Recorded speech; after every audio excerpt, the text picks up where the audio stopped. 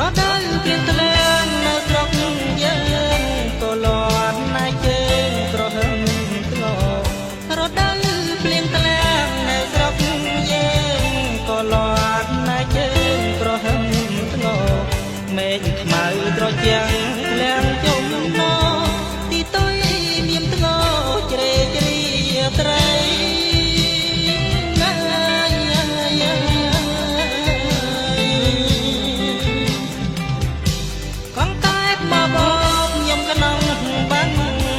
យំត្រហឹងតាមកងគៀកងកែបមកបបយំក្នុងបាំងស្រែកយំត្រហឹងតាមកងគៀប្រលឹមស្វាងរាព្រះសូរយានាងស្រែកចំការទឹមគោក្របី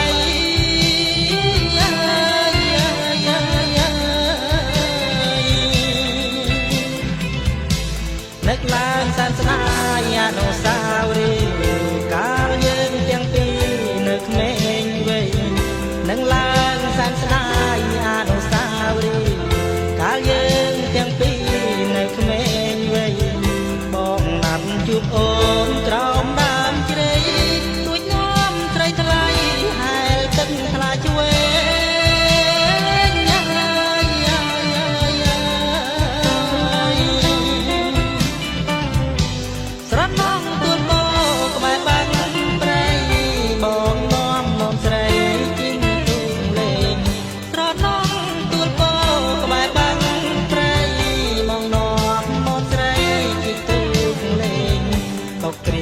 ប្រសាស្រ័យក្តាយក្តាយអកុសលចំបែកឲ្យយើងប្រត់ឆ្ងាយ